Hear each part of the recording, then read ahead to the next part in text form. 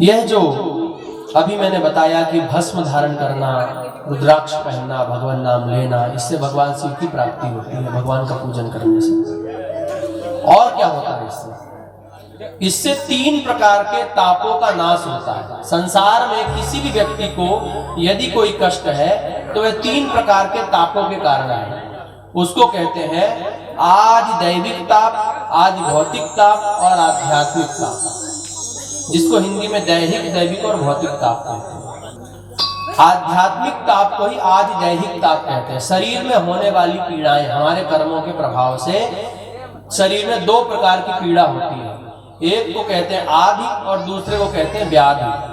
आदि का मतलब होता है मन के अंदर जो पीड़ा है, मन का दुख, रिश्तेदारों से प्राप्त होने वाला दुख, स्वजनों से प्राप्त होने वाला दुख, या हमें जो इच्छित वस्तु चाहिए जब वह नहीं मिलती तो उसके प्राप्त ना होने पर होने वाला दुख, ये आदि कहलाता है। मन को ये दुख हो रहा है। शरीर, अब जो शरीर में हो गया, कभी रोग हो गया, कोई बीमारी हो गई, कोई घाव हो गया, कोई फोड़े फुंसी हो गए, या कोई अंग टूट गया, तो शरीर में जो कष्ट प्राप्त होता है उसको कहते हैं व्याधि। क्या कहते हैं? व्याधि। जो कोई बीमारी होती है उसको भी व्याधि कहते हैं। तो आदि और व्याधि, ये 2 प्रकार के कष्ट शरीर को होते हैं। मन को होने वाले कष्ट और शरीर को होने वाले कष्ट, इसका नाश हो जाता है। ये कष्ट नहीं आते भगवान के मंत्र जपने वाले। और दूसरा ताप होता है दैविक ताप।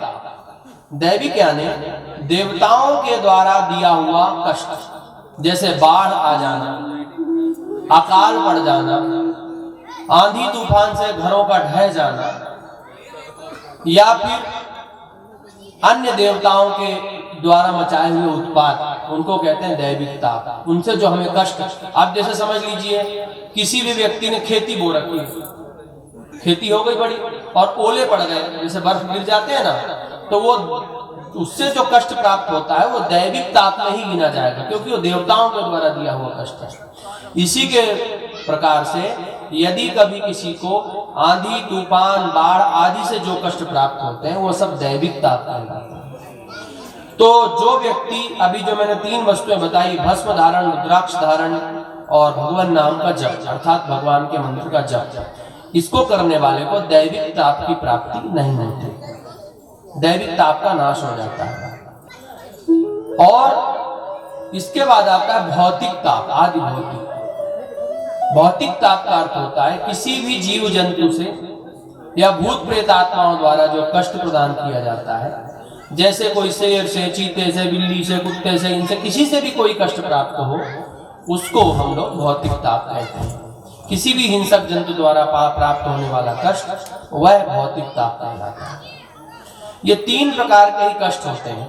उसमें जो दैहिक जो कष्ट है, जो सबसे पहले जिसको आध्यात्मिक बोलते हैं ताप, वह सबसे अधिक व्यक्ति को दुखी करता है, जिसमें मन के विकार और शरीर के विकार, आदि और व्याधि। या शरीर को कोई कष्ट हो रहा है, या तो मन में कोई पीड़ा है, मन की कोई अभिलाषा पूर्ण नहीं हुई तो मन दुखी होता है, तन में कोई कष्ट आ गया, कोई चोट लग गई, कोई बीमारी हो गई तो शरीर कष्ट होता है, कोई रिश्तेदारों से परेशान है, कोई बच्चों से परेशान है, कोई पत्नी से परेशान है, तो इस प्रकार मन के कष्ट होते हैं।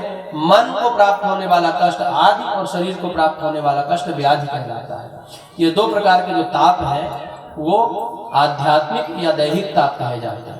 तो मैंने आपको 3 प्रकार के ताप बताए, आदि भौतिक, आदि दैविक और आध्यात्मिक। तीनों प्रकार के तापों का नाश हो जाता है भगवान शिव के मंत्र का जप करने से, साथ में रुद्राक्ष की माला धारण करने से और भस्म का त्रिपुंड लगाने से और भगवान के पूजन से।